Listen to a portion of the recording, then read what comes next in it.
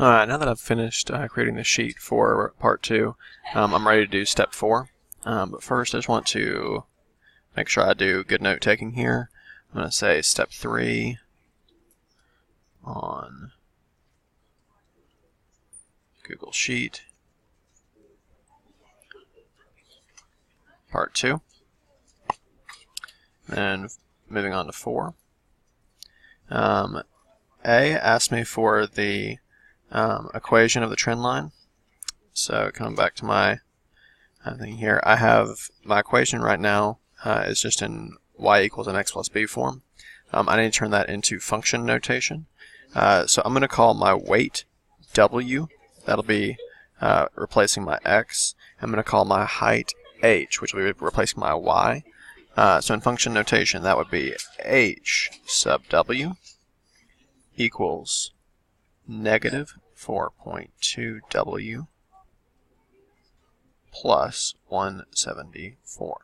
And this is what I was talking about in a previous video, saying when you see that the trend line is going down to the right, that indicates that you're going to have a negative slope, which is why there's a negative number right here. Alright, so that was A. Show you all that.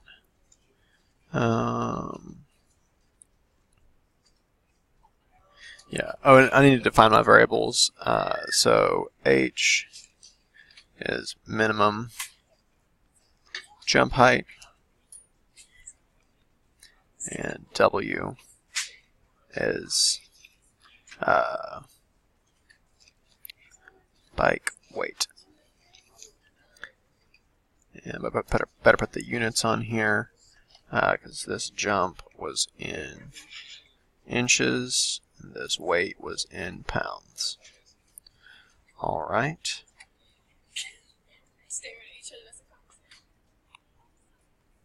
Moving on to B, what is the domain? And again, this is where I have to choose a domain that makes sense. So my domain is my x, which is my bike weight. And so let's talk about weights that would actually make sense here. Well, there would be no point in me doing a 100-pound bike because you can see as my bike weight increases, my jump height decreases. And so if I want to be able to jump my bike, I do not want a 100-pound bike. Plus I couldn't pedal it. And also, there's no such thing as a 0-pound bike because it has to weigh something. So I'm just going to say that a reasonable range for this, reasonable domain for this, would be somewhere between 15 and 30 pounds. So that's like 15 is lower than we currently have, but is still reasonable, and 30 is about as much as I can imagine you would want to make your bike. So 15 equal to W less than or equal to 30. Excellent. Alright, moving on to my range. My range is calculated using this equation, and I just need to calculate the maximum and minimum range. So if my domain is lowest is 15, I'm going to just plug that in first. So I'm going to say H equals minus 4.2 times 15 plus 174, which equals, pulling up my calculator, alright, 4.2, negative 0.2 times 15. Something happened wrong there. That's not right.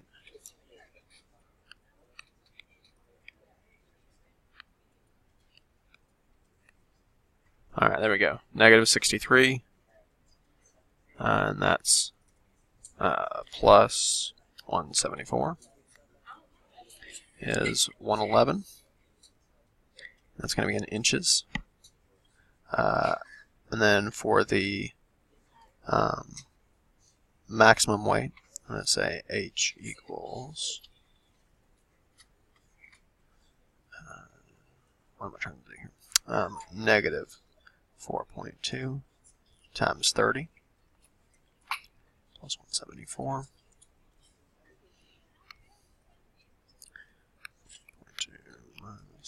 times 30 plus negative 126 plus 74, I'm sorry, plus 174 equals 48. And so my range is going to be somewhere between 48 and 111 inches. So say 48.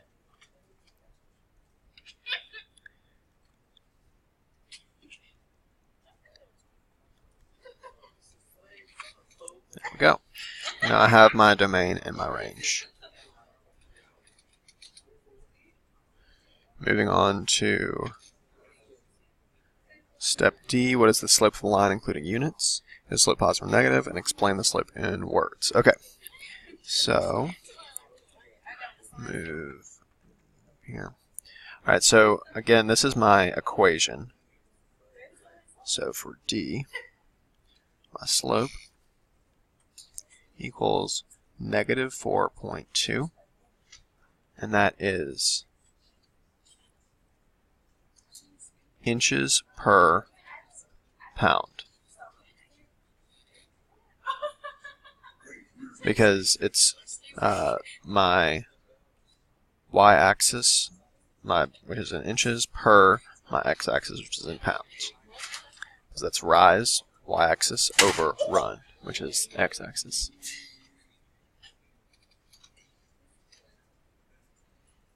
And I can see that here as well. My slope is negative because it is moving down as it moves right. And that is, as my x-axis gets larger, my y-axis gets smaller. Okay. So that's my slope with units. What else did it ask me for? Oh, where am I? Slope. Negative slope, as we've already said. And then say that in words. So for every pound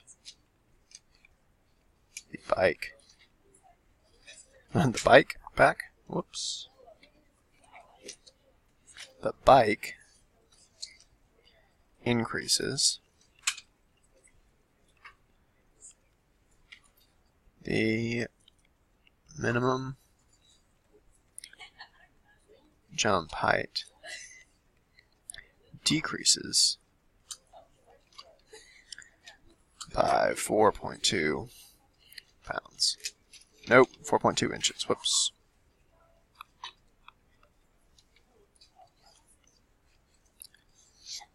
And of course, your equation was a little bit different, but I think you should have still had a negative slope. And so whatever yours, you just need to make sure that yours is correct for your slope and not for my slope. Alright. E, the nearest height, by the way, is 18 pounds per minimum jump height. You measure the nearest tenth of an inch in feet and in feet and inches. Okay.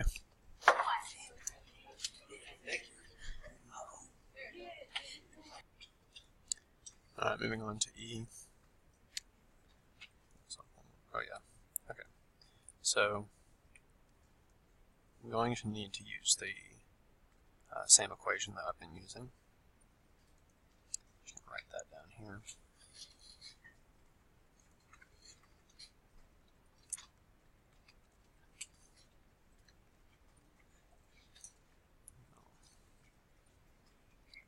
Zoom in here. Okay. So it's an inch sounds like the way is 18 pounds per minimum jump height. So we'll just say h equals negative 4.2 times 18 plus 174. Put that in the calculator.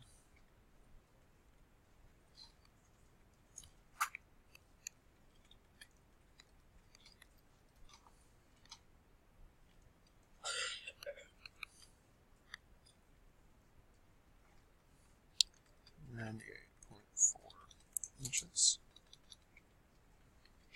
That's my answer.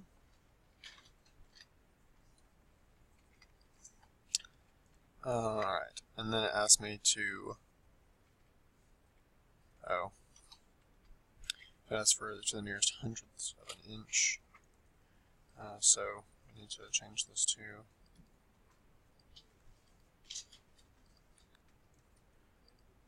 98.40 inches. And it asked me to convert that to inches and feet. So the way that I'll do that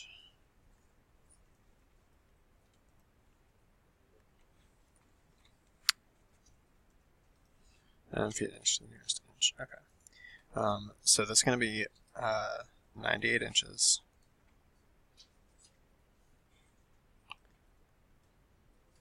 And then 12 inches in 1 foot. And so, let's say 98 over 12 is 8.1666, but that is just in straight feet. So this gives me 8.167 feet, but I need to convert this to feet and inches, so I leave my 8 feet alone, but that 0.167 I need to convert to 0.167 inches, feet. 1 foot is 12 inches.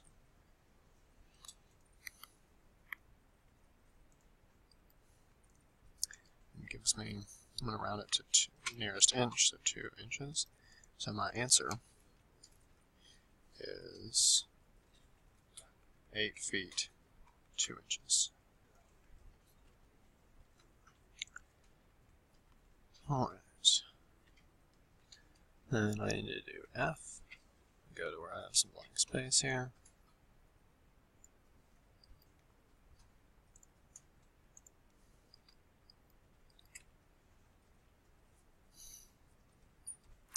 The engineer designed a bike that weighed 1 pound, predicted minimum jump height.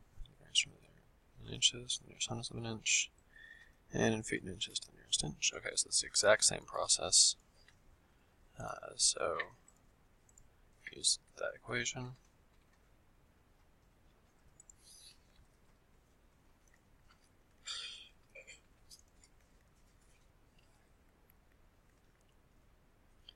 Then I say minus 4.2 times 1 plus 174.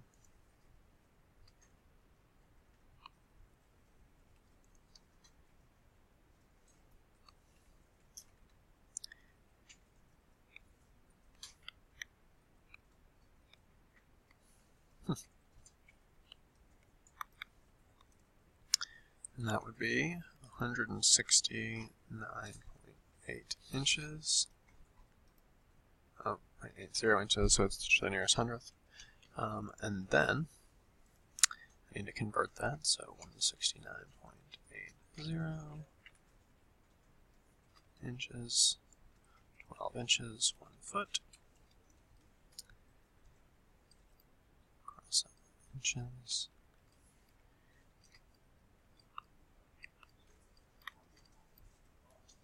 .15 feet. Convert that to feet and inches by saying, just taking the 0.15 part of that. So we'll leave 14 feet alone. 0.15 feet, 12 inches.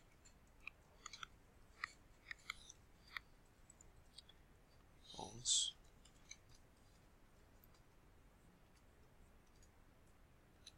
1.8.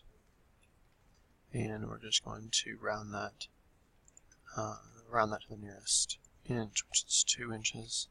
So my answer is then 14 feet, 2 inches. Now, 14 feet is quite tall, which is part of the reason why they asked, does the predicted height for a 1 pound bike make sense? And the answer is probably no. mostly because the idea of a 1 pound bike doesn't make any sense, and 2, because even if you did have a 1 pound bike, the weight of the rider would be a lot more important with such a lightweight bike.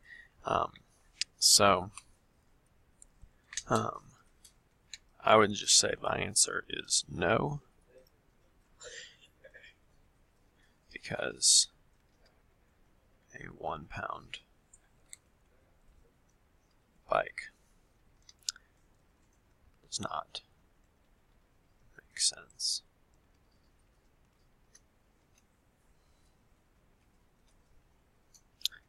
And then the second question, is this function a good predictor for minimum jump heights at all bike weights? I would say no.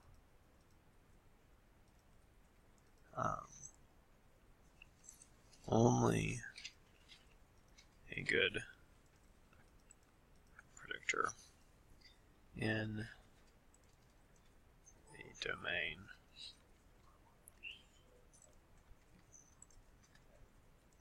from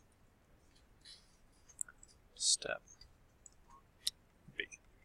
Or you could actually give your domain. So like I said, only a good predictor between 15 and 30 pounds. Alright. G, moving on. If a minimum jump height of 89.7 inches is recorded, predict the estimated weight of the bike. So this is doing the same thing in reverse, so h sub w equals -4.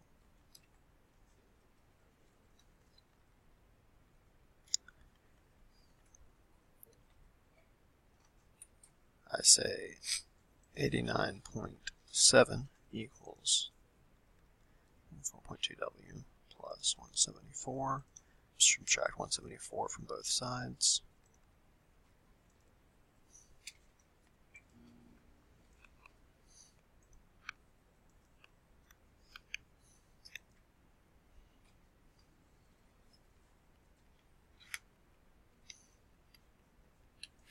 Divide that by -4.2,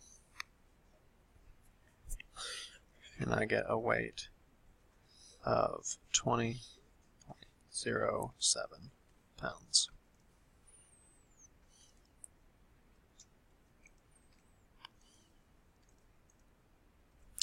And finally, for H, I've got to talk about my correlation coefficient.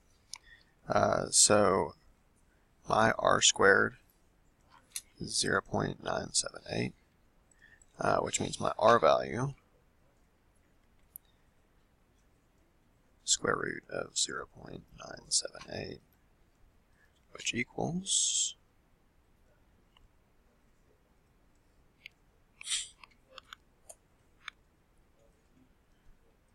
0.99,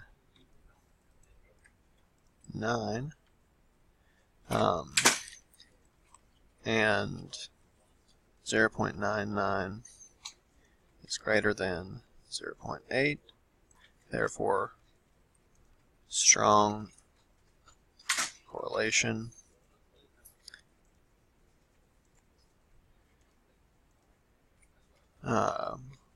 Which means strong confidence.